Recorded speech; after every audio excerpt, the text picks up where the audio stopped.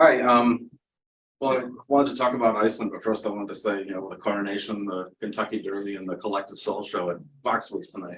You all came out here to see this and stuff. It's exciting. So, Skyscrapers has a long history of going on trips since its founding in the 1930s. We've been going on a lot of eclipse trips. If you go online, you can see the 25-year anniversary and the 75-year anniversary book, and it's loaded with almost every couple of years. Skyscrapers went on some kind of a trip. And for the past 25 years, I've been going on various trips, most of the Southwest. We did an eclipse trip in 2017, and we're planning a couple more coming up pretty soon. But this, we had this trip to Iceland planned in 2020, and Laura mentioned that, for known reasons, so I can get this moving. Had a couple of false starts. We're going to do it 2020, then 2021, and then at some point, I'd almost given up that we're going to do it. And then they refunded my deposit for whatever clerical reasons and whatever. So, but it all came together at the last minute, kind of. And there was our organizational meeting at RI College about 3 weeks before we departed. Oops, I did that accidentally. Trying to get rid of the band at the bottom. Oh, okay. Yeah, if you can get rid of that, that would. I don't know how to do it. So a few firsts for me. I like to make note of, because I'm a geek and I talk about this stuff. I've never traveled outside of America before, so I was a little apprehensive about, well, what do you do? And, I got my passport and all that, but it's like, what else do you have to go through and all this stuff? But it wasn't too bad. It was a pretty easy experience. First time flying out of Logan, first time on a 767, so I got all that cool, exciting stuff. And it was an overnight flight, leaving here on a Monday night. So I figured, well, let's try to sleep on the plane so we can start fresh on Tuesday. And the problem was Tuesday was pretty much, well, first of all, I had no control over my slideshow. You don't? Nope. That was Well, yeah, first of all, so we're on the plane. We're going 4 or 5 time zones that we're basically going to Universal Time, and they don't do daylight time there. So that's kind of convenient. They also, everything's on the metric system and everything's 24-hour time. So that's kind of like an ideal place for me to think about living. I'm serious about doing that. I'd love to go there again, but and then again, I guess you're gonna have to advance them. You can't advance it? No, it's not doing it. Huh. Okay, I can do that. Oh, it's not advancing at all. Oh. There we go. So this is probably not going to win any contest, but I figured let's try to do some astrophotography out the window of the plane. All the lights were off in the plane, but I still couldn't get the photo to come out pretty good. But you can pretty much tell what's going on here. I got Orion, Betelgeuse. You can see it's red. The bright red thing top left is Mars. Try the remote again when you're ready. No? Yeah. Oh. Yeah, that must have been you, not me. Yeah. Yeah. Okay. Okay, so here we are Tuesday morning, but it still feels like Monday night. This is we get into the hotel, but the hotel's not ready because we landed about 7 in the morning. So we stuck all our bags in the holding room, and they said, well, we got a half a day before we get together for the rest of our planned part of our trip. So just wander around town and go explore stuff. And we had a guide that helped go check out this, go check out that. So we knew what was going to be around to walk around. Plus everything is within 10-minute walk. But when we first got there was a partial solar eclipse happening around 9:30 in the morning, which was about 2 hours after we got into town. There was about a 25 or 30% partial eclipse. We didn't plan it this way. It just happened to be when we were going to land there. So, but the forecast was saying, well, you probably only have a 25% chance it's going to be clear. That's what the eclipse path was. We were way up in the top part of that band, and and there's a picture of the eclipse. So it's kind of like being in New England. So we didn't notice the sky darkening or anything like that. And so the next thing is we got all together and we went down to this Aurora museum. I like the way they did the mural on the outside of the building. This building was obviously something else at one point, but they repurposed it for this museum, which was pretty neat. And then we were all gathering, trying not to fall asleep because I don't know if anybody slept at this point yet. Our guide is giving us a presentation about solar activity and the physics about it and a general overview of the aurora, what to expect and whatnot. Then we had a little simulated camping room so we can camp under the northern lights. They played a little movie for us. Then we had this really helpful they set up a box in the museum to say you can play with your camera and they'll help you set up your camera with the right settings to take a picture of the Aurora, because they knew we were going to go on the Aurora tour later that night. It ended up being later that week. So you put the camera in the little porthole, and there's a picture of an Aurora, poster of an Aurora on the far wall of that box, with just the right lighting to show you what to have you play with your camera. So I just stuck my point and shoot camera in there and took a first view of the Aurora, which is not really the Aurora, but my white balance was a little bit off, but it was helpful to play with that, and I think everybody had a good time with it. And then of course they said, well, put your pin on the map to show where you're from, but our area is pretty full there. But I thought this is a pretty neat way to tell where people visit from, especially for an international place like this. So after that, we had another free couple hours to wander around town, get lunch and whatever. And if you have a Google Iceland, or go look up travel guides for Iceland, this is probably the one place you'll see a picture of. It's the and I forget how to pronounce it, Lutheran church at the top of the hill there. And it's all open to the public. You can walk around, wander in, and for like $12 you could take an elevator ride to the top of the tower and look out. I think it's like 160 feet or something like that. It's not a huge skyscraper, but it is the tallest building around. And then you can look outside the clock portal there. And if you notice the time on the clock, it's about, like, I think I took this after the chimes, but we got there at like 2 minutes of 12, and they said the chimes go off at 12. So we've got to rush upstairs so we can see the bell tower. And there's the bell tower, and we got to sit there for a couple of minutes while the bells went off. That was pretty neat. And then of course you can look out and see the city. And it's a very beautiful city, a very colorful city. If you can see all the rooftops and all the it's like nothing around here, and just the port and the harbor beyond there. And then of course we had the bus tour out to the observatory, which is not in Reykjavik. It's about an hour, a little over an hour east of it. So we get the bus trip, and we're all on the bus, and it's like starting to doze off on the bus, and it's like, is this day gonna end? Is it still Monday yet? Is it still? So we get to the Hotel Ranga, which is this really cool place in the middle of practically nowhere. And to us it looked like it was in the middle of nowhere, but to them it's probably the center of happenings. Unfortunately, it was the only night it rained while we were there. But we got to visit this cool hotel. It's too bad we already ate, because they had a non-clicky. Yeah, must have something to do. They had a restaurant there, but we didn't have time to eat there. But we went to visit their resident astronomer, who has a. Are you able to do anything? It's not doing. Huh.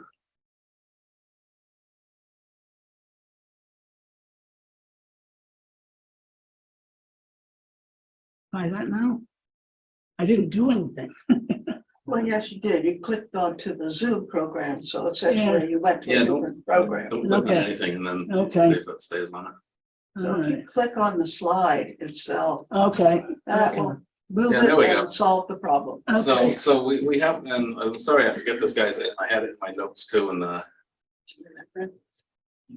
he was giving us a little an overview of the what the sky was like, and what the Aurora looks like. And a couple of factoids he gave us was that they don't do a lot of astronomy in Iceland, because the Northern Lights is basically light pollution. They can't really look through that stuff most of the time. And that they were just celebrating, so to speak, the first time they looked at Saturn in a decade, because it's been low in the ecliptic, and Iceland being like 64 north, they really can't see that part of the ecliptic because it's always in twilight. So that was, never really thought of it that way, but that's fascinating to know that if finally after many years they can look at Saturn again, but it wasn't visible that night due to clouds. So we're all listening to his presentation. He gave about a 30-minute presentation, very engaging, but we're all trying not to fall asleep here, because we've been up for like 36 hours by this point. And Francine had found in the back, unfortunately it's not in this picture, I think it's on the back of the counter there.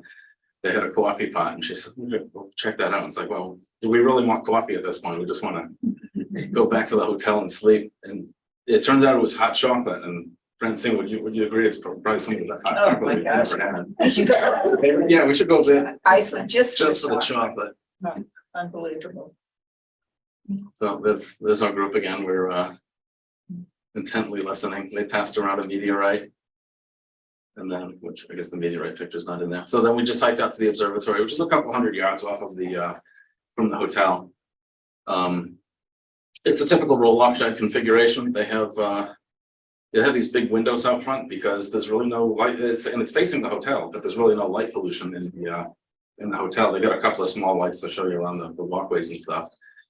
That light in the back of it is, unfortunately, that's coming from a greenhouse that's several miles away. And sadly, they're building one of these in Rhode Island. So we're going to see that pretty soon here too.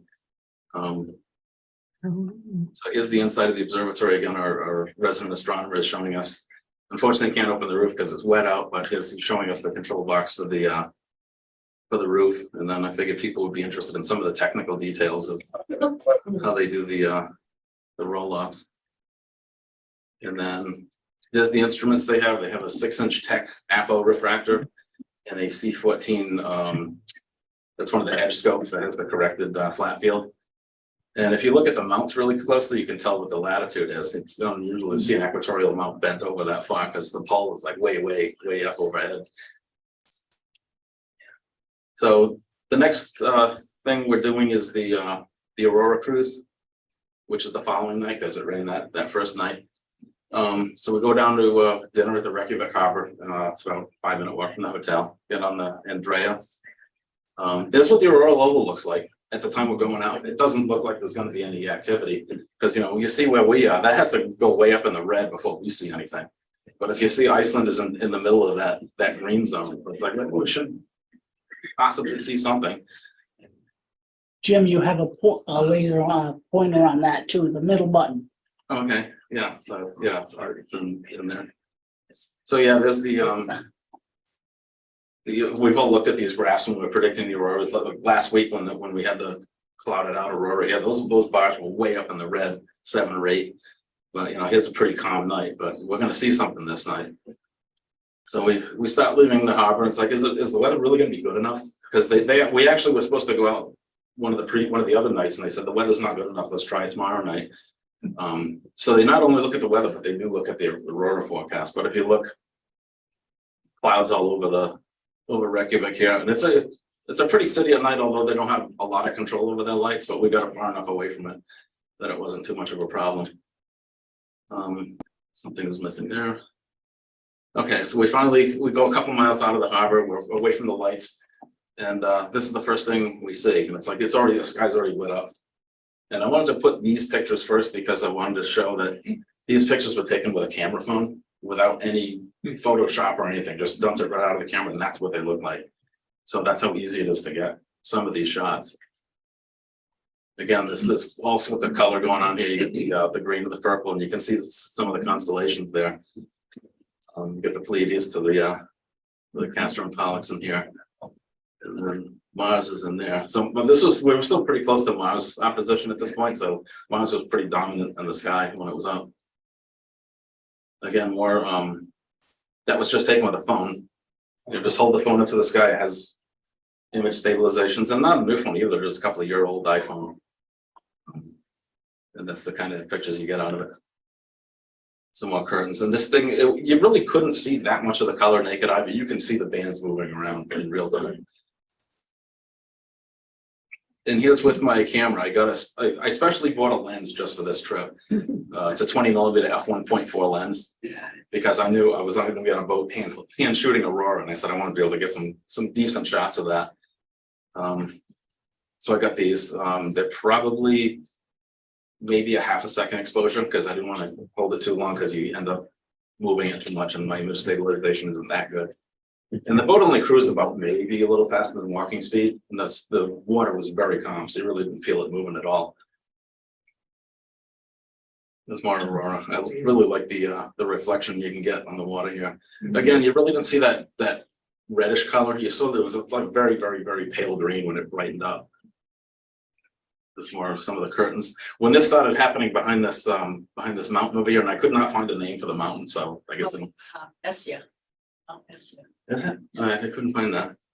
But it looked like it almost looked like steam coming up out of a volcano. It was a pretty cool effect because you can actually see it moving and as you were looking at it. And again, you can see some of the the Pleiades and the Hyades in here. or skipping more ahead there. Some more of these curtain type of bands going on with really pronounced color. And I think this is one of my favorite shots just because it was so, and this was dynamic. You take this picture and then you take another one and 5 seconds later and it's completely different. Some more, you can see some of the color differences there. And the color differences has to do with where the solar radiation hits the atoms in the upper atmosphere. Yeah, some of them, I think oxygen is the green and nitrogen's the reddish. But I kept this picture, I wanted to specifically put this picture in here to show, you can tell where we are in latitude by looking at where the Big Dipper is, and this is the low point of the Big Dipper. And when we see the Big Dipper in this position, all the stars in the Big Dipper, except Alcade, are circumpolar to us, except it's always in the trees when it's this low, so you really never see it. But up here, we're 64 north. You can see the whole bear. It's all the pause are in there. Castor and Pollux are circumpolar stars. So that's an interesting thing to see too. When the Big Dipper at its lower culmination, it's still high up in the sky. More Aurora. This is one of my favorite shots because the reflection in the water was just really ethereal. I was just standing and I was just staring at that for several minutes to take it all in. And that's, I'd love to go to one of the other places we see that we visit later to see Aurora, but maybe the next trip we'll do an overnight out at the glacial lagoon. So, and after about 2.5 hours, I think this trip was scheduled for 2 hours, but they had us out there for a bit longer than that. I think what they do is they plan, if you have a good night, they'll keep you out longer. But we're heading back in. You can see the duality of where the dark is and heading back into town with the light pollution. And just as we start getting into town, the clouds come over again. So it was like a perfect window of clear to get this. And this is their famous Harper concert hall. That's all faceted glass. That's what it looks like at night from the water. I thought that looked pretty neat. So the very next day, we finally had our first night's sleep, and it doesn't feel like Monday anymore after like two days there. So this is their national park, Thingvellir. It's notable because I think Denise might be able to fill in. It's historical because that's where they founded the first settlement or something there. It's where they had the first parliament meeting. First Yeah, parliament meeting, all the yeah. clans got together and decided to have Yeah. like the parliamentary system. So that it's the first parliament anywhere in like 930 was the first parliamentary meeting. Yeah. And that was fascinating, but we didn't have a lot of time. Like most of the things on this trip, it's very regimented, but you never really felt rushed. You only had a certain amount of time at different places, so you really couldn't explore everything there, but you could explore what was notable. And it's just Try to see the building in there. yeah, it's If you have the pointer, you can. yeah. I think it's in the shot. I haven't one of the other shots. Well, I mean, it's just a natural wonderland. It's so beautiful. It's a UNESCO World Heritage. Yeah, but what made it interesting to our group and what we did was this is where the Mid-Atlantic Ridge is on land. The two plates are drifting apart and keep skipping.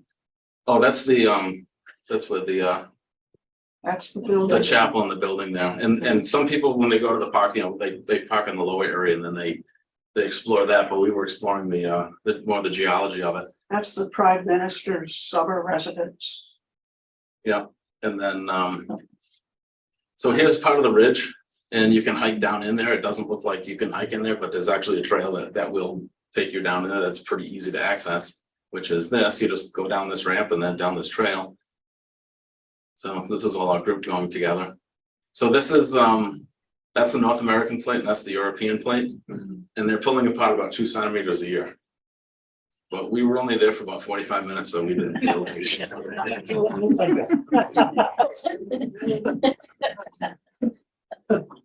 So, and then further down the trail, I spotted this little balancing rock Yeah. up in the up at the edge of the ridge there, and it's like I wonder how long it's been there, how long it's going to be there, but again, we didn't have all day to find out. So, and this I wanted to point out, this is we're coming off the trail, and then there's a little overlook, and then we went back into the bus after this. But I wanted to point out how in Iceland there's not a lot of warning, it'll kill you.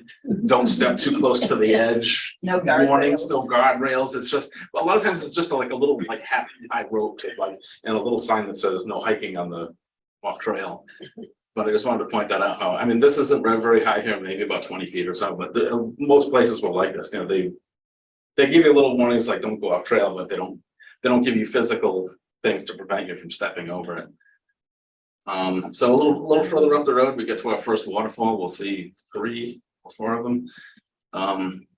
This was one of the bigger ones and one of the flatter ones. And the neat thing is wherever you go in Iceland, the sun is, at this time of year, the sun is very low in the sky, so it's like golden hour all day, at least for most of the day. And wherever you go, you go near these waterfalls, there's rainbows everywhere. And this was pretty fascinating to think how powerful this is. And you can see the trail with the people going out there, how big this is. It's not like going to the Blackstone. This thing is monster. But we want to fall in there or take a kayak or try anything like that. There's 128, I think, steps to get down to the lower part of the trail. So everybody was brave enough to do it, knowing that we'd have to climb back up. It wasn't too difficult. Unfortunately, I ran out of time and I didn't have time to actually go off to the overlook there, but I thought this was a pretty neat view of it. I was going to try to take long exposure because I brought a neutral density filter and tried the long exposure, but again, ran out of time. It's like, I'm going to go back up and hit the road for the next trip, because this was our busiest day there. We hit, I think, 4 or 5 different sites. So we go off to the next site, which is Geyser. And this is one of the few things in Iceland that we call the same thing here, which is Geyser. If you've ever been to Yellowstone, there's a lot of familiar kind of terrain here, except this is a bit smaller than Yellowstone. It's less spread out. The geysers don't burst off as high, and the smell of sulfur is all over the place. So if you really enjoy that kind of thing, that's your place. I mean, it wasn't pungent, it was just notable. This is some of the mud flats, and again, there's like a little rope on the picture here that says don't walk out there, but you know, nothing physically stops you from stepping over it.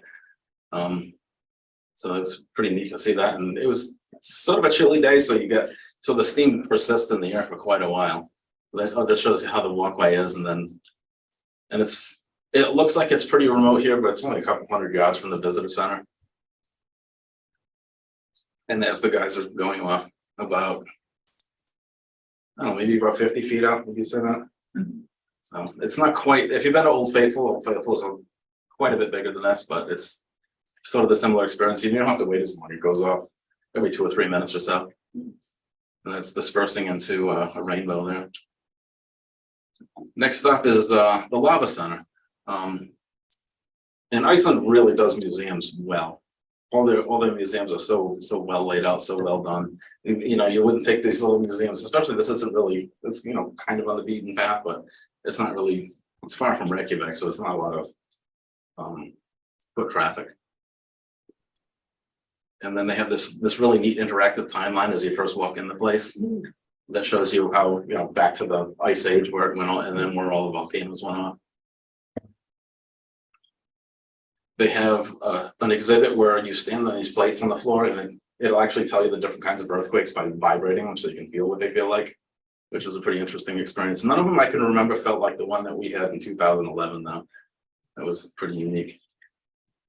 And then there's one of those little immersive videos that shows you what all the different types of volcanoes are and how they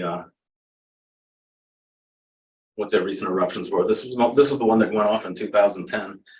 One of the interesting things was on one of the bus trips out to one of the places, we had a little lesson in pronouncing some places in Icelandic. And they made note of, this is the one that all the news organizations didn't even try to pronounce, so they just called it E15. And they told us, so it's like, it's easy to just say Yoko.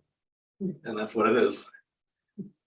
So, and looking over the overlook, there's a deck. It's only a 2-story building, but once you get up there, everything's flat, so you can see out pretty far, and you can see several of the volcanoes from there. I forget which one this is, but pretty close to it. Unfortunately, nothing was active when we were there, so we didn't really get to see anything live. But yeah. Would have been a nice extension of the trip. Finally, toward the end of the day, we're getting to going to another waterfall. Again, it's golden hour. It looks like the sun is setting, but we're still got a couple hours of daylight left here. You can see how immense that is. And if you get within 100 feet of these things, you're getting soaked. there's one waterfall you can actually walk behind, but I didn't have my rain gear, so I didn't. And this is, I got a neutral density filter for my camera because I wanted to try one of these long exposure shots of a waterfall, knowing it was going to be near them. So it was interesting. It's like astrophotography. You're taking a long exposure, your camera can't move, but it's the opposite. You want to turn down the ISO, you want to keep the, make the exposure long, and you want the stuff to move in front of your camera. So it's kind of like astrophotography, but with a twist. So that was one of the better long exposure that I got. And then of course the sun is finally setting and beautiful sunsets there when we did see them, because a lot of times they did cloud up at night. And the next day we headed out to the black sand beach, and all these little rounded pebbles. These are all volcanic rock, and that's why it's black. So it's my kind of beach, because I'm not really into like sand and hot sun and all that stuff, but you know, cold waves and rocks like this, it's a really beautiful place to go. And our tour guide Antonia, she warned us before we got off the bus. She says, whatever you do, do not turn your back to the ocean. It will come up on you and sneak up on you. And you know, sure enough, you look at the waves and you look at, well, it doesn't look like the waves have been up here recently, but the next 2 or 3 waves after that, that'll wash right up. So you don't have to watch where you are. And that water is cold. That's Antonia, that's our tour guide. And she was really incredible. If you go to Iceland, make sure you book up a tour with Colette and ask for her. Again, this is some more of the geologic formations here. There's a place called Der Holy, which is that little hole. And I think it would be kind of neat to take a kayak and try to go through that. But I think the tide would be a little bit more powerful for me to want to try it. This is I think this image was supposed to be in the beginning of it. This shows you the black sand beach. How black the sand is in the mountain behind us. So there wasn't really a lot of wide beach there. I wouldn't want to go there on a stormy day or on a high tide, because I don't think there'd be a lot of places where you could actually walk and not cross the ocean and not wash you out. There's a sunrise shot, and they have these are famous too. If you look at touring in Iceland, you've probably seen pictures of those. I forget what they call them. You might know, Denise. Oh, well, they say that they're trolls, that with their legends and stuff, they say trolls shouldn't be out in the daylight, so those were some that got caught out in the daylight. Yeah, but yeah, there's legends to all this stuff, which is pretty neat, but I didn't remember most of it. And then behind you on the beach is this big cave. And what's really neat is all these basaltic columns that are hexagonal. And it's pretty, I mean, it's probably a couple hundred feet in there. And at first you're a little apprehensive of going in. It's like, these things are gonna come down on me when I'm in here. But if you look around the beach, there's no big chunks of anything. So it's been a while since part of this collapsed. And you know, the ocean's been beating on it for thousands of years. So I think we're pretty good going in it. Again, it gives you a sense of scale. There's Denise taking pictures up inside, and I think Rick is over here. Yeah, and I had to, you mentioned that the images were kind of white. I had to really bring these up in Photoshop to make them, because otherwise the whole thing was black except for the ocean and the sky. It was a little tough to do, but I was able to get the detail out. Next up was the glacier. We went to, there's a huge glacier that this is only the end of the glacier. The glacier is way up in the mountains up and back here, and then we could see it on the road trip on one of our road trips because it's miles away. But this is just the end of a glacier that's coming out and breaking off into this lagoon here. And again, this is kind of like the black sand beach, but this is just, it's just glacial deposit that's being left on the ground. So it was there was an overlook, and there was an option we could walk down into. Here's the glacial lagoon. So the glacier is off to the right here, and this stuff is all calving off and floating away. We didn't see any active calving while we were there, and if you stared at this long enough, you can kind of see them moving a little bit, but it was pretty still and calm the day we were there. Again, there was an overlook, and there was an option to walk down. The ground was pretty rough, so not everybody wanted to try it. Plus, we didn't have a lot of time, so it was like, you know, go down there, get your pictures, and come back up, kind of thing. And I was almost late for that one. This is an interesting one because I thought, you know, here in New England we see glacial erratics everywhere. These just giant rocks in the middle of nowhere. Well, here's a glacial erratic, and the glacier that left it is still in view. So I thought that was kind of a neat duality there. That's probably, you know, 3 times the tall. It's hard to get the sense of scale there, but it's pretty large. This is the end of the glacial trail. We could walk all the way out there, but anybody that went past that, you have to have special gear and a guide and someone to take you up. I wouldn't have tried that anyway. Also, you notice the glacier has all this black stuff in it. That's basically the volcanic ash. Over eons, the volcanoes have been dumping stuff on the glacier, and that's just it creates those layers like that. If you go up in the Arctic, the glaciers are going to be all white and blue. You're not going to get that. Yeah, and this is the end of the line. It's like, if you don't know what you're doing, stay off the glacier, basically. But nothing's stopping you if you really want to go up there. Yeah. So heading out back to the Skoga Museum, this is I would say it's kind of like their version of the Smithsonian. It's a little bit of everything. It's a natural history museum. It's a science and technology museum. It's a cultural museum. And what the first thing that greets you when you get there are these turf houses. It was a traditional way of building houses. It's a standard wood structure, but then what they do is they put slats of planks on the roof. Sometimes they use masonry, and then they put turf, and it grows this moss on it, and it's a great insulator. And you think, oh, it's probably a crude house inside. You wouldn't think much of it, but when you go in there, you see this neat little. I mean, it kind of looks like a 1700s, like going to Plymouth Village kind of thing. I think it would be a great glamping spot, to be honest. Especially with how dark the skies are there. So some of them look like this, but then you get some that are a little bit more sophisticated. Again, this kind of looks like a little camping cabin. And then you get some that look like this. It's all fixed up as if it's, but you would never think this is a turf house by being inside of it. So then we have a little guided tour. This woman showed us around the part of the maritime history part of the museum, which is pretty fascinating because then everybody's fishing and whatever throughout history there. And then this is the natural history section of it. There's some really interesting birds and stuff that you don't see around here.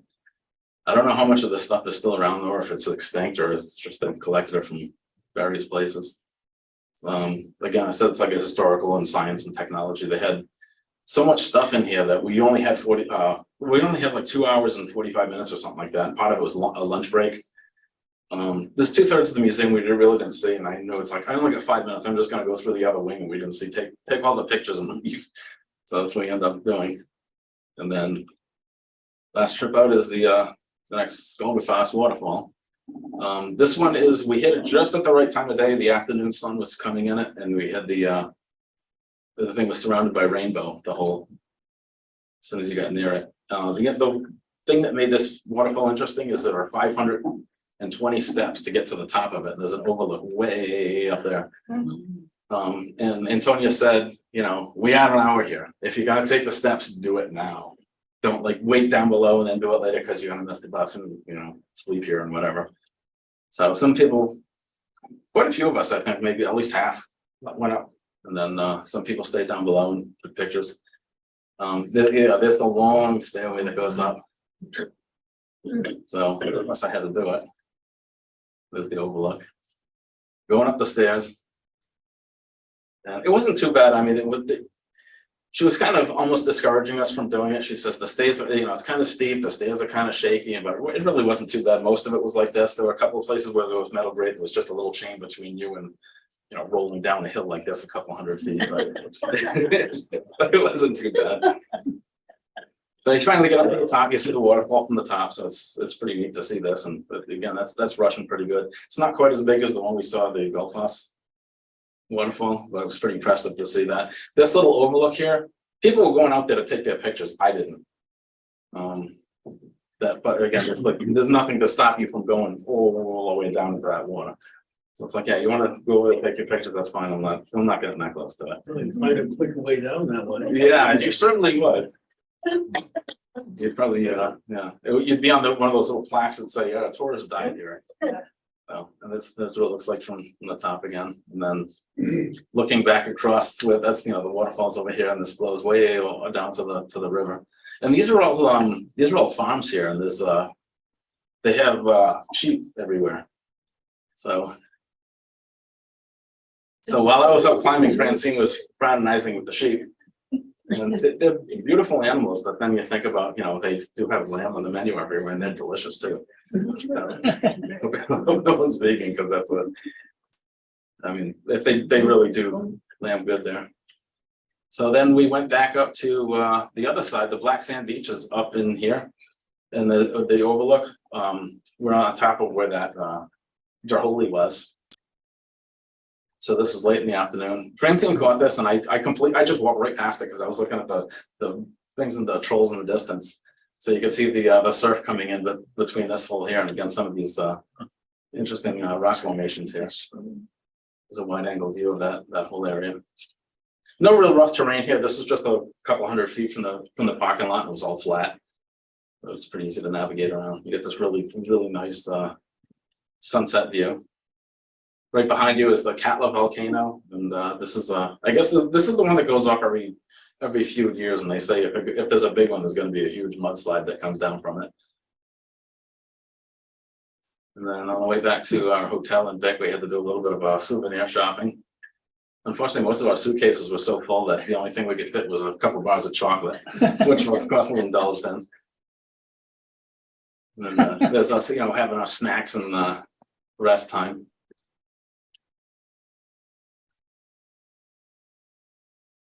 And then that night, so it's night number 2 out in Vic, which is the remote place outside of town. And Antonia says, the conditions look right tonight. We're going to go on the Aurora hunt.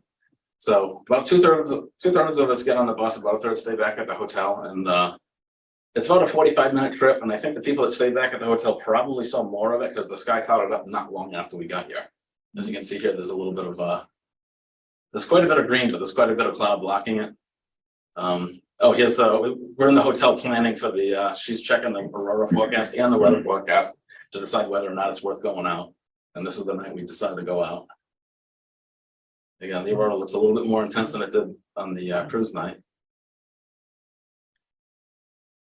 So when we get there, the sky is mostly clear and there's a really bright band of green. And this is clearly green to your eye. Again, we got Mars down here and the winter sky. And this is moving second to second. I took a bunch in sequence to demonstrate that. So then the sky starts getting a little washed out, but you can still see stars through it. So it's like a little thin layer of fog almost, high enough up. But what made it interesting is it really dispersed the auroral light. So it almost looked like light pollution, but it had this green cast to it, which was pretty neat. And then the highway was half a mile away, so every time a truck came down the highway, it was like a lighthouse coming at you. Fortunately, it didn't hit us directly, but we could see it shining out like that. Again, everything's green. There was still enough sky. I think that was Scott Tracy pointing his laser at doing a little impromptu sky show out there in the parking lot. There's some more. That's the end of the Aurora. I thought I had a cloud. I thought I had when it finally clouded up and it was all. The whole sky was green. But our next day was the longest trip we took out there. This was about 3 hours from the hotel. But we stopped for lunch in between, and it was all good. And of course, she gave us little historical and cultural lessons along the way, so it was never a boring trip. So this is probably the coldest day we were there. We went to the Diamond Beach and the glaciers. This is probably the shortest suspension bridge that you'd ever seen. And what happens is the glacier's up behind here, and it breaks off, and they all float out here and then they get washed up on the beach, and then eventually they wash away. So that's some of the glacier. Oh, and we got another life lesson in this one too. And she says, I say the glacier, the icebergs, I mean. She says, don't play on the icebergs, don't climb on them. Just, you can go up to them and touch them, but don't climb on them. Because I guess there was a notable news story from a couple of years ago where someone did that and they actually got washed out to sea. Fortunately, without, a happy ending, it had a happy ending that the person didn't get lost, but it was still, I guess, a scary moment for whoever did it.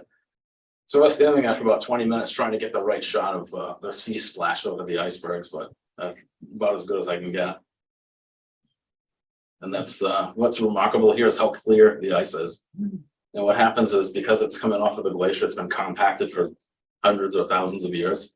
So all the air bubbles and whatever impurities and whatever that are in it, they just kind of move out to the edges. So the interior of the ice is all clear like this. And there's close-up shot of a smaller piece, and pay attention to this because we can use, this will be coming in later, not this particular iceberg, but there's, they actually harvest the icebergs for different things over there. So about, just around the corner on the other side of the bridge, there's the actual glacier. You can actually see it, and it's really, really neat because you can see the way it's all, you can see the movement of it. You know, you can't see it moving, but the way the striations are, and that, again, that's all volcanic ash that's all making those layers in these in the bergs here. One of the prettiest places on the planet, seeing all that. And of course, we had this really neat layer of fog that was just right over the tops of the mountains for most of the time we were there. Again, the view of the bridge. And you know, Boston has the duck tours. Well, these guys can outdo Boston by a good amount here, right? With these amphibious trucks that they take out. You know, they take them across the mud and then out into the glacier. So I think this is one of the things that I go back to Iceland, I want to spend more time at this place and do this kind of stuff because this looks pretty neat. And then of course they have, I guess this is the overland that they do on the glacier, and this all-terrain vehicle is as big as the bus that we're using. That's going to be quite a trip. A little bit further out, you know, further back toward toward town, we have this huge lava field, which is, I think, about 20% of the land area of Rhode Island. And it happened from an eruption that happened on one of the big volcanoes in 1783, which apparently caused a lot of commotion in Europe, and it was catalyst for some of the big world events like the French Revolution and some other stuff like that. But it's all covered in moss now because it's been growing for a couple hundred years, and it's been, you know, moss grows slowly, and there's not a lot of plant life that can take root there. So there's a lot of conservation and protection against the moss. So they say don't, as interesting as it looks, don't walk across that. Not that you want to anyway, because your feet will probably get stuck in between some big chunks of lava. But it's a really pretty place. Well, plus remember, if you walk on it, then you must die. Yeah, if you walk on it, it'll just kill the moss. So they want you to stay away from it. But they did have this one little park where they had a trail that you could walk through it. That's what some of us are doing now. This is one of the, again, this is the lava field down here, and this is just one of the rock formations that I guess, I mean, it looks like it was eroded, I guess, over time. Not sure. I wish Scott was here. He could have explained all this pretty well. Again, there's another view of the lava field and some of the glacier in the background there. Oh, haven't talked a lot about the cuisine yet, but this is one of the things that before we went to Iceland, people were warning us. They say, don't let you try this stuff. It's fermented shark. And they said, it's gross. Don't go in there. Don't let them talk into trying it. And this was a surprise. We didn't know this was on the itinerary. We came back to the hotel one night and she says, oh, I got a special for you. Everybody go upstairs into the function room. And this was sitting out on the table. Little chunks of fermented shark. And what it is it's Greenland shark. It's a threatened species. And they don't specifically go out to catch it, but because they do a lot of cod fishing out there, these things end up getting caught with the cod. They call it bycatch. They really can't throw it back because it won't survive. So they say, well, they'll take it in and they'll make use of it. And apparently they live up to 400 years. They can eat some pretty big stuff that I'd love to see the Blue Planet episode where they talk about that. The most interesting thing about it is the meat is poisonous. So how can you go catch a fish and then not eat it? So there's a process that they do, they ferment it for about 5 months. And it makes it safe to eat, but it also makes it really smell really nasty like ammonia. No, yeah. So, yeah. Because one of the reasons why it's so toxic is because a fish has no urinary tract. So all of it kind of comes out through the skin of it. Oh, I'm sorry. Yeah, so they oh, that's right. So that's, yeah. So yeah, after fermenting, we get this little tray of hors d'oeuvres here, and this is the hotel host that is showing us and telling us about the history and tradition of it. I guess this is the way they typically eat it, just in these little cubes. But there's the shot of this schnapps. What was it called, Denise? Brenniman. Brenniman. So you take the bite of shark and then you drink the Brenniman, and I guess that's supposed to help wash it down or whatever. It also kills any other germs. So, I mean, it was a humorous presentation that he gave us this little talk. I wish we had a recording of it. So that's what it looks like. It's just like a little bite, and then there's the shot of What did you think of it? the booze. And this is, I got a couple of interesting pictures here. It's like with Francine's kind of like, Not something I you hope wanna this get. isn't as bad as I heard it was. Rick is like, should I really do this? And then, you know, it's like, all right, are we gonna do this? Yeah, she's saying it. I'm like, don't eat the shark yet. I'm still telling you about the stuff. According to Rick, it tastes like chicken. Rick is looking at it like second guessing Urine. life. It tastes like chicken soaked in urine. What, it smelled only when you stuck it right to your nose. And yes, it did have an ammonia smell to it. But when you ate it, it was pretty tender and it tasted, I would say it was pretty similar to swordfish. Yeah. So if you ever had swordfish, it's a lot like that. I didn't think it was bad. I went for a second piece because there was still some. So, oh yeah, that's it. You know what?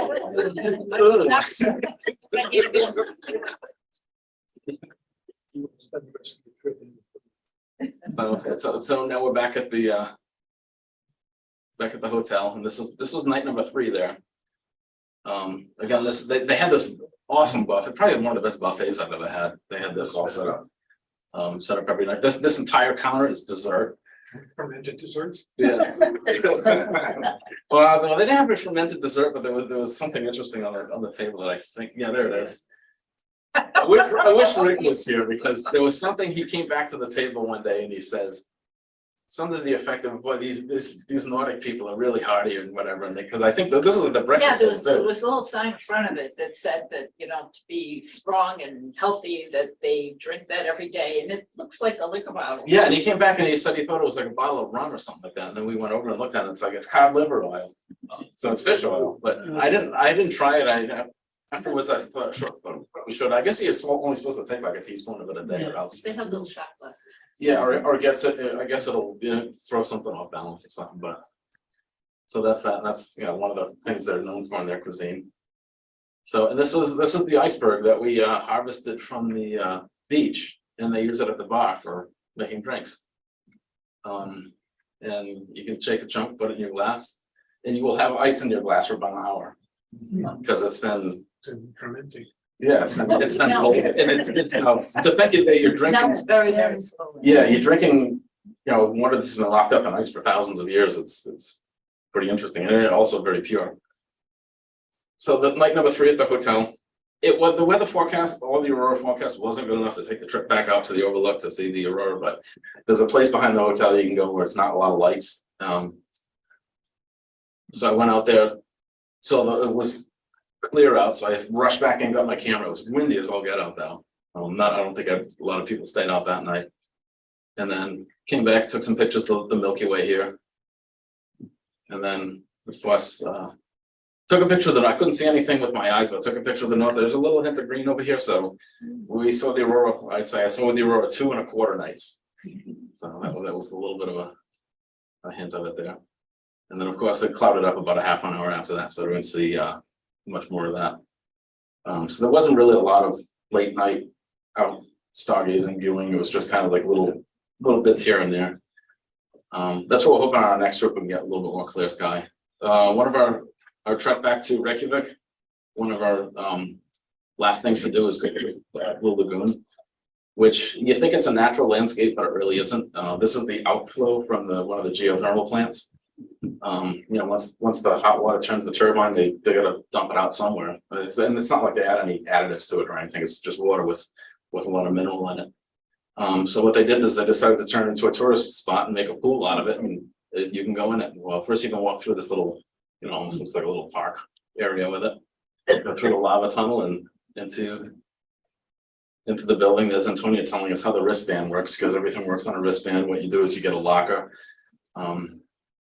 Put your stuff in the locker, go change, take a shower. You'd shower before you get in the pool because I guess they don't want contaminants in the water and stuff, because I guess enough people go through there every day and they don't have to worry about filtering it and doing or whatever. And the wristband also gave us, there were a couple of little add-ons that we had. One was a drink at the bar and the other one was with some kind of facial treatment or something. I didn't do the facial treatment, but I went and got my Viking lager. And you know, there's the There's the lagoon. So there's a place you can get drinks over here. There's a little waterfall off the screen over here. You can sit under the waterfall for a couple of minutes. And it's like 110-degree water or something like that. It's hot, but it's not too, it doesn't burn you. And as you're walking around, it's only about waist deep in most of these places, and the ground is pretty flat. There's no sharp rocks or anything because they landscaped it all to make it like a pool. And it's like you can like going through hot springs. You step in one place that's a little cooler, and then you step in another place that's hot. So it's pretty interesting to go around. And then there's a place that had a little sunken bar where you can get your beer. So that's a pretty cool spot, I thought. And then we had an extra day there, so Francine and I decided to go to the Perland Museum, which is it's a science museum, natural history museum. Again, all the museums are pretty incredible. So, and this is the only place in Iceland that has a planetarium, so we had to go to check that out. And we did see, we got in there, we got the planetarium tickets, but where's the planetarium? We can't find how to get into the place. Oh, the whole wall opens up. I've never seen one of those before, so that was kind of neat to see that. So the planetarium was our last view of the Northern Lights. This is probably the best Northern Light show that we saw in Iceland. It was the most clear one anyway. They had a little ice cave that you can go through. It's about, I don't know what, maybe like 100 feet long or something like that. So it's pretty neat. And it's natural ice. I guess what they do is they open the roof during the winter, and all the snow gets down there and compacts it. And you can, and again, these lines here are from different volcanoes. And of course, the highlight of the museum is you climb up this staircase, and there's a big domed area up there. There's a restaurant up there. There's an ice cream parlor up there, and there's an overlook. We can see a 360-degree view of the city, which I thought was a great way to end the trip. You get this beautiful sunset. This was Halloween night. We're up here, and you get this nice, there's a haze, there's a sunset. And Francine says, we should get, they have an ice cream stand. We should go get some ice cream. And what was I saying? It's like, I just want to stay out here and take pictures of the sunset. Well, the sun really doesn't, I mean, the sun looks like it's setting at 2 in the afternoon there, and it's still up for another 3 hours, but, so yeah, a little over an hour I was out there walking all around the thing. It was windy and cold, and of course, but it's like, this is too good to not, the view. to not hang around with, because seeing all this view. And I took gazillions of pictures up there, but I tried to choose a few of the best. Again, there was some rainbows and whatnot going on, and then a really cool view. I say this is the sunset. No, the sun is still pretty high up. It's going to be like an hour and a half before it goes down. So we did stay up there long that way. Oh, I didn't put the ice cream bar picture in there, but we had finally, when this was all done, we had our ice cream. Going back to the hotel, and then skip one. This is the people that have been living in Rhode Island for the past, about 6-7 years, might be familiar with as a tourism campaign that we had, Cooler and Warmer. Oh, yeah. And then they had a video that went with it with some guy skateboarding on some kind of cement that was right in front of Island. Yeah, it was supposed to be, come visit Rhode Island. It's a great place to ride your skateboard underneath a building in Iceland. This is the building from Cooler and Warmer. It's the Harper Concert Hall and Convention Center, and it's a really cool building because it must have won a lot of awards because of the architecture of it. But you can see it all through it here, all this faceted glass, and what the glass is supposed to represent the basaltic columns, like from the beach. It resembles that. I'm not sure what there's different colors of some of the glass panes. I'm not sure if that's supposed to represent anything or not, but it's kind of a neat addition. Again, you visit this, the sun is just coming up, and you get these really cool lighting angles of it. That's up at the ceiling. And then we're walking around Reykjavik some more. Okay. And then, but this is a picture I did not take. And I think Francine has a good story that goes behind this. We were just walking down the street of Reykjavik, and a couple guys came up to us and said, "Hey, you want to learn some Icelandic words?" And we were talking for a couple minutes, and then they just walked away. Now, I don't know if some of you remember, some of you probably not, but we used to have a member here called Michael Lynch. No, okay. Well, he was around here in the 70s and 80s, no relation to Richard. He actually put together the planetarium at Roger Williams Park in the 70s, but he's since retired and moved down to Florida. He has a nephew who lives in Cranston, a couple weeks after we came home, his nephew calls Michael in Florida. Did Francine go to Iceland? It turns out the two guys did YouTube videos trying to get TikTok. tourists. Yeah, they Yeah, were, because I looked it up later and I could not find it. yeah, and he happens to subscribe to TikTok. So the whole idea was they were trying to get tourists to learn swear words in Icelandic. But And we we did. just looked at them, it's like, yeah, we're from New England, and it's like, have you learned anything yet? And I think this was actually from our first day there. So no, we just got here, we still learned stuff, and they tried to get us to say something, and we looked at it, and, oh, we'll have to try to remember that, and then just walked away and didn't think anything of it, and then 2 weeks later. 2 weeks later, yeah. So, but I guess we probably weren't high on their popularity list, because they didn't actually get us to say anything. So that was that, and then Iceland has, and I forget the name of it, I had it last week when I was throwing this together, and I forget the name of the cat. There's a popular cat in Reykjavik. Has like 1 million Instagram followers and whatnot. So we ended up coming across them every time we were walking down the main thoroughfare here. So, and then this is the road right outside the hotel. There's restaurants and little shops and everything in here. And this decoration we found out, it's like, what, you know, is that supposed to mean anything? And they told us, oh, they stopped decorating for Christmas before Halloween here. So that's what they were starting to put up their Christmas stuff, because it's a really big thing there.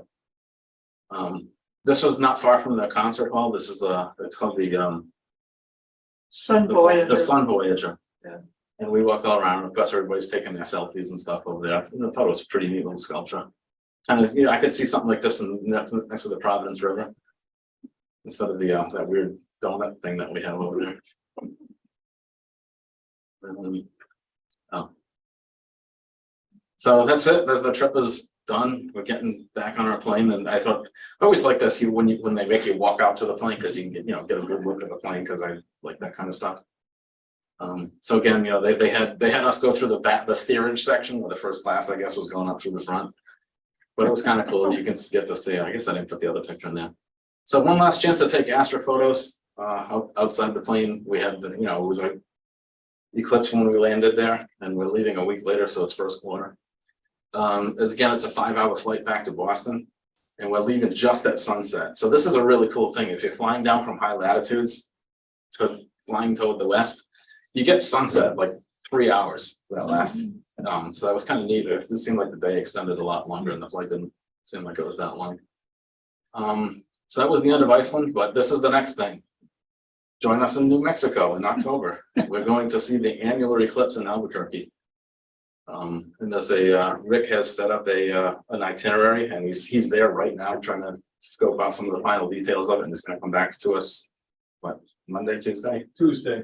And hopefully we'll get more people to sign up and go on a great trip, because I've been to Albuquerque before. It's a really, really beautiful area with lots of cool stuff to see there. There's some flyers right There's there on the some table. flyers right over here. And then so that's it. This is our little group in front of the waterfall. And then one last thing, I don't know if anybody's been keeping count of how many slides here. I'm sure there were too many, but there's 2,818 of them, if you want to go look on your own time. Yeah, sure. So that's all I have.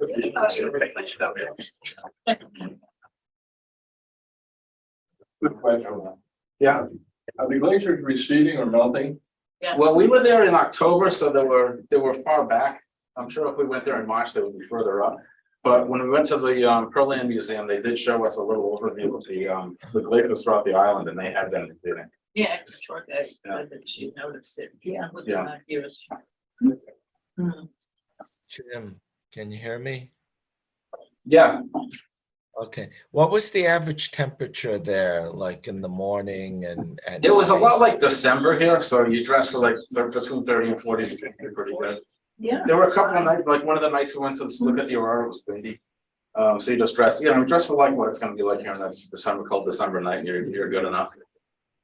All right. Was so a it's little not warmer negative. than it normally is there. Antonia said it's usually colder than what we experience. Yeah, I think when we went back to Reykjavik for the second time, the temperature was in the 50s, which I think was warmer than average. But I think when we're at Vic, that was what they usually get, I think.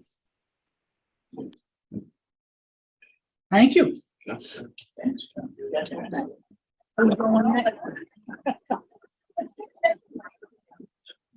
Well, Rick isn't here, thank you.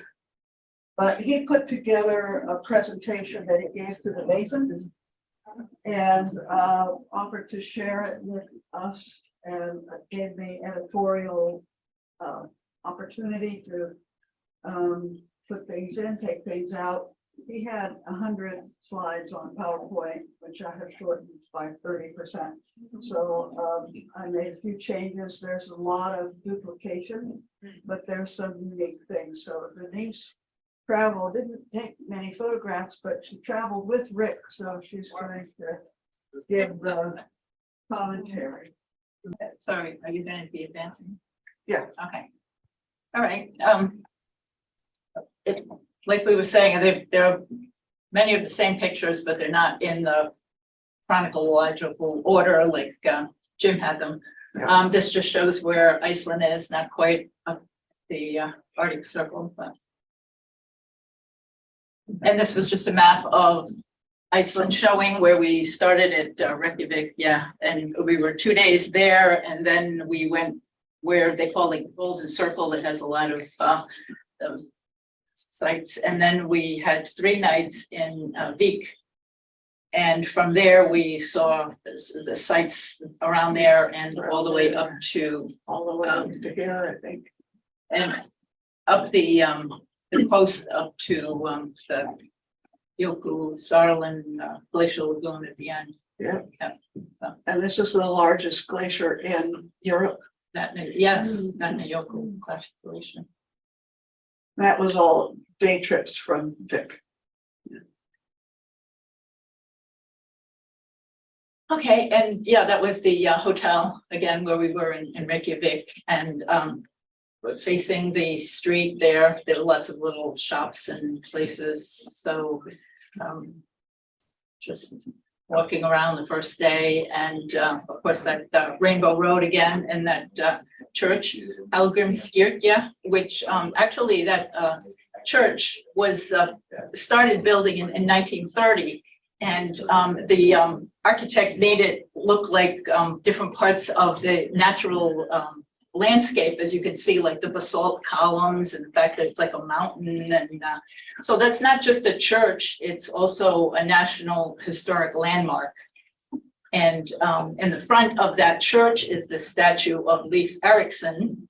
And that statue was given to the people of Iceland from the United States on the 1000th anniversary of their first parliament meeting, which was in 930. So that was inside the church there, which had a beautiful pipe organ with like 5,000 pipes that unfortunately we didn't get to hear. But it was pretty sparse being Lutheran. Yeah, and that's the view from the top, the panorama of the city with the flats of Floyd Bay and the mountain in the background there. And the hot dog. Really, we found out after we were there that Iceland is really a foodie destination. But one of the things that everybody has to try when they get to Iceland is their special hot dogs. I forget the name of them.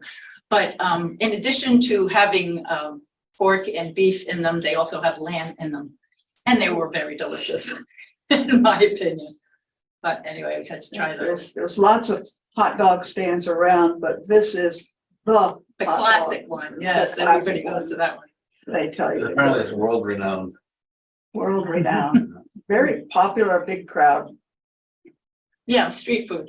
Yeah. And yeah, that's the bay again. I'm not sure if that ship was like the Coast Guard or the Navy, but They don't have a navy. I think they do. They don't have a military. Yeah, They just have Coast Guard. right, okay. At least that's what Rick told me. So I just know what Rick told me. yeah, and that and that Sun Voyager sculpture that some people think looks like a Viking longboat, but the artist actually envisioned it more as like a dream boat going like an ode to the sun, I think they called it. But it is pretty cool. Okay, and this was the Parliament building, and when we were getting a walk around the city, we were standing in a center, a little square, and he was just pointing out that we were so close there. That is Iceland's Parliament building, and he said, if you'll notice, there's no security fences around it. There's no police around. There's nothing. You see people walking in and out of it. As a matter of fact, you can see the Prime Minister just walking in or walking out. It's like, it's totally, you know, accessible to everyone. Iceland has a parliament, so they have a prime minister and they also have a president. And this was the prime minister's residence, which is just on a street in the city, and you can usually tell if she's home by if the car's in the driveway. You know, so anybody can, you know, bump into them in the supermarket or whatever. So, and I think the next picture, yes, that was the prime minister, Katrin Jacob's daughter, and the president is also female. And she's 35. And if you notice with the name, Jacob was her father's first name. So her last name, people's last names come from two parts. The first part of the last name is the first name of their father. So her father's first name is Jacob. And if they're female, the last part is daughter. And if they're male, the last part is son. So if she had a brother, her brother would be whatever Jacobson. Yeah, so they could have 4 people in the same family, all with different last names. And actually, they're all like somewhat related. They have this app that you can get on. So if you're going to be dating someone, you can check it out and see how closely they're related to you. But everybody from Iceland that was born there is on this register. Okay, and that's the Gullfoss. That was the first waterfall that we saw again. It's the Golden Falls. It's the most popular one, and it's a double cascade falls. And so, yeah, we viewed it from the bottom and also from the top. That was early in the day. That one, you don't see the bottom of that waterfall because it kind of goes into this like crevice. Most of the other waterfalls we saw, you could stand at the bottom. But, and that was the geyser. Thermal vents, and yes, that is a Icelandic word there, geyser, because that was the first recorded one in the written record in 1200 something was from this area, the geothermal springs in Iceland. So, And that was a geyser, yeah. but it's no longer active. The one that's active is this other one, and that erupts every 7 minutes.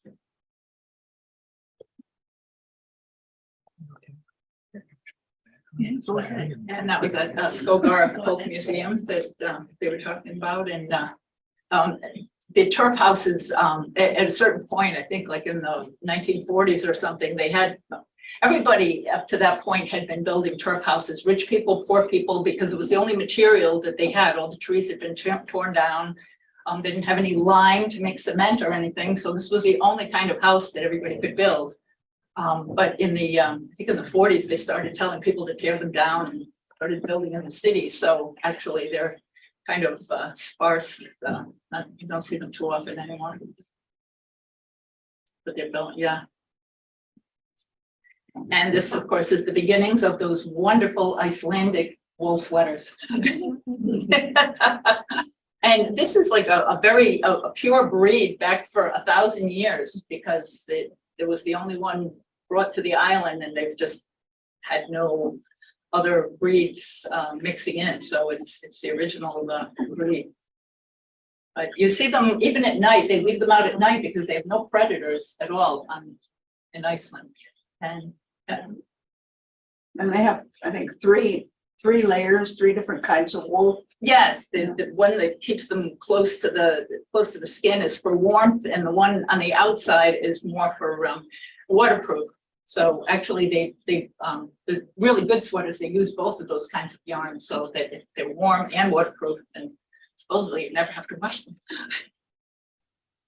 And the Icelandic horses, actually people were going out into the fields and feeding the horses. So the farmer decided to just put a few of them in this little area right by the road so everybody could stop and take pictures. So they'd leave the other ones alone.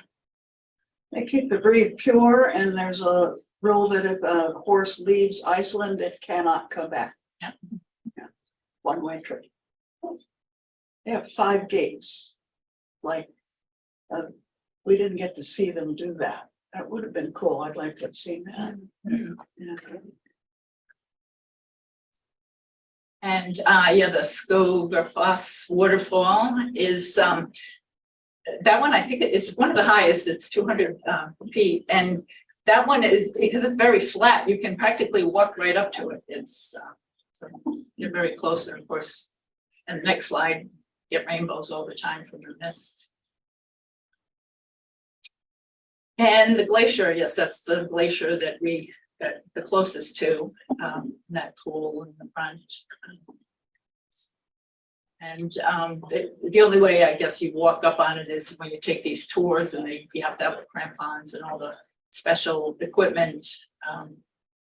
But we would look up on the glacier, and you could see quite a few groups of people, like in that picture there, you can see the people walking up on the glacier, and they would just, you know, be at all different intervals. Yeah, when I was walking out of that trail, I was the last person back to the bus. There were hundreds of hikers going in that were climbing up. Wow. Yeah. It was a very popular spot. Yeah, I think this is the most popular glacier to climb. Yeah. And these were a group getting ready to go up onto the glacier with the orange helmets. Yeah, just the reflections from your water, and that's the other waterfall.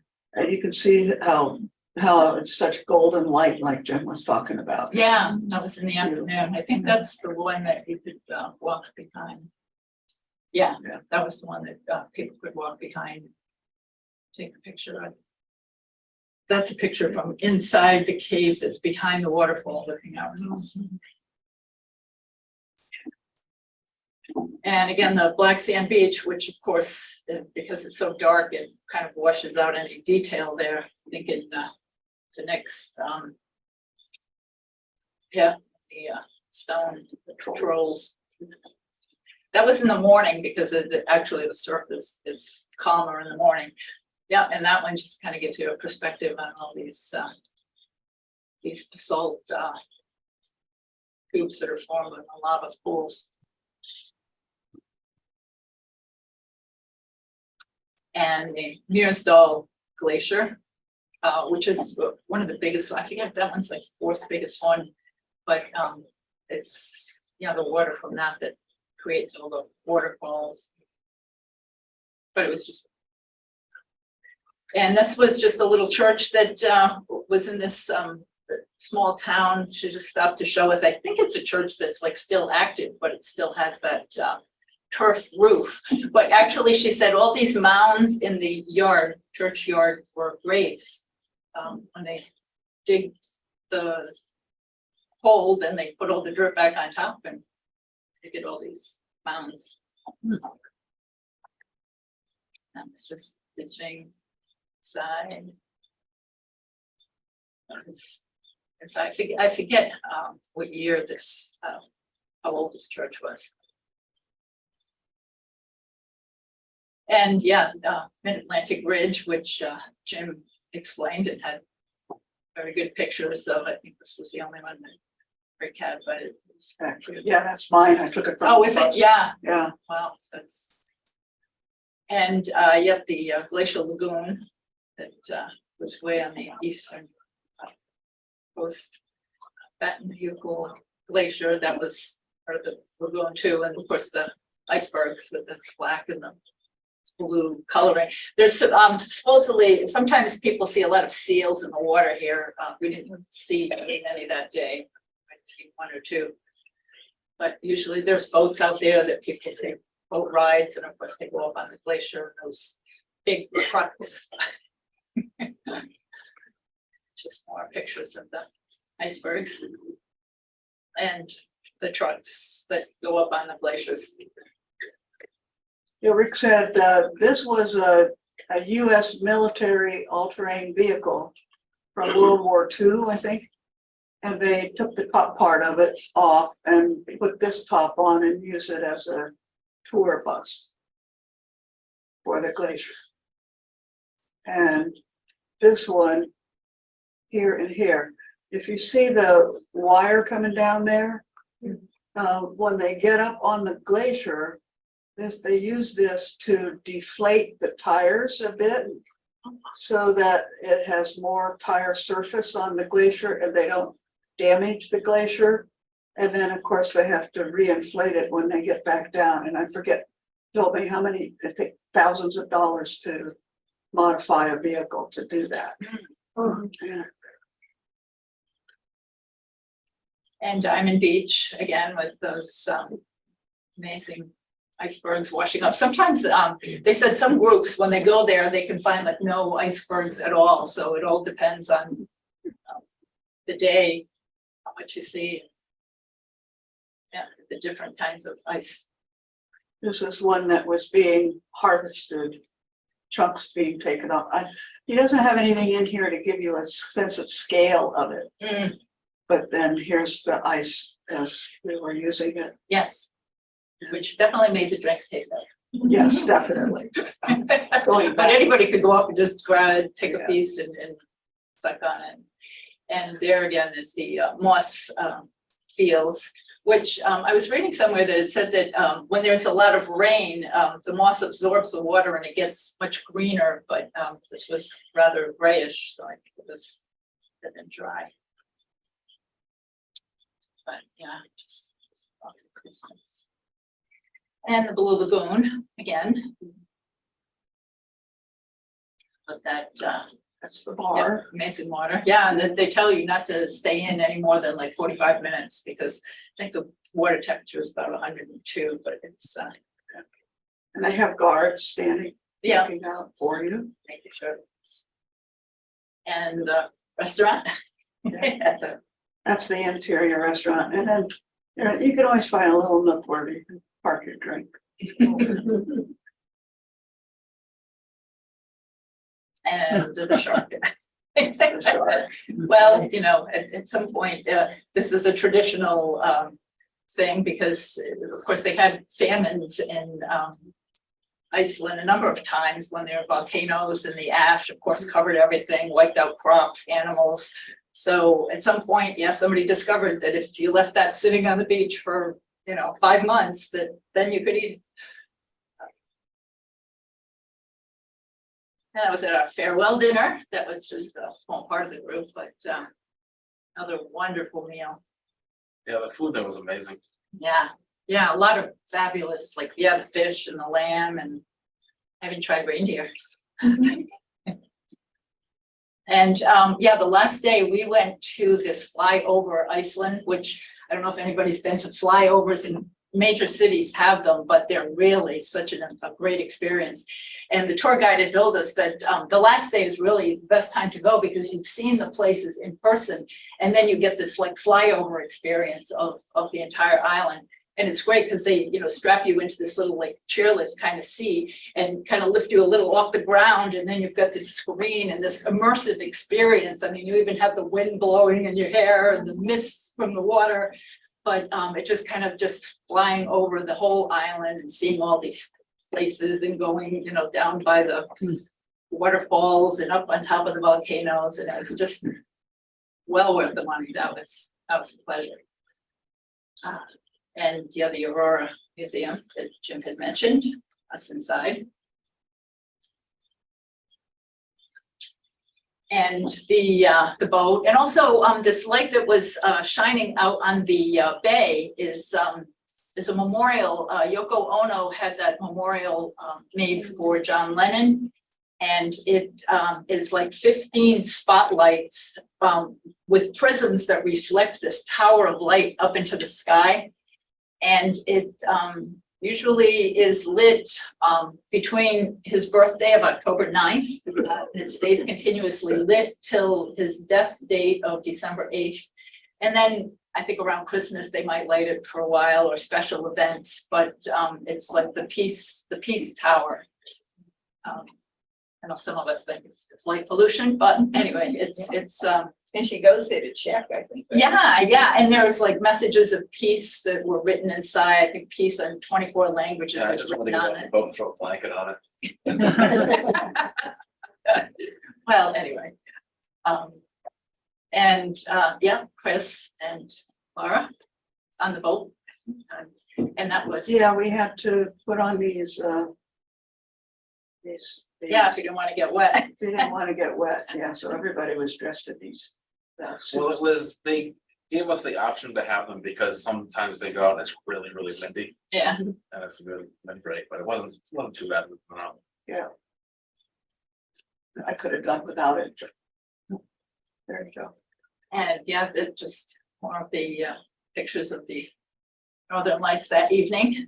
The ship takes them too and then posts them online so people can go back and look at the pictures they took for that night that you were out. But I think most of this, I think this was one that Antonia sent to the group afterwards. I think, Probably from the boat. Yeah, from the boat, but yeah. it wasn't this, I don't think this was Rick's, this particular one. He tried to get the stars, so here's the big difference.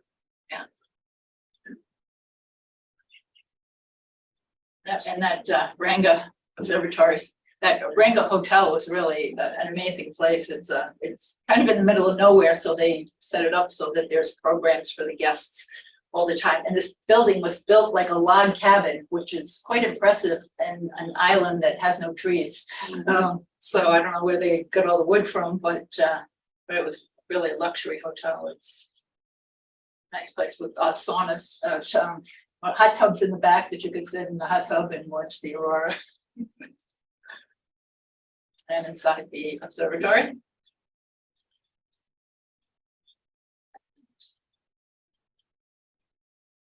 And that was a selfie that Antonia took with the whole group in front of this bridge that is kind of a tourist site too, but it was a bridge that was demolished in one of the floods. Just showed the power of floods. And that was at the airport. There was another sculpture. I think it's the tallest sculpture in Iceland, and it's the rainbow. And it's actually it was left unfinished like that, but it's all metal and glass. But Ran out it's of pretty. funding. Yeah, we hope somebody will extend it in the future, but it was beautiful. So that was it. Okay. Very good. Thank you. Thanks very much.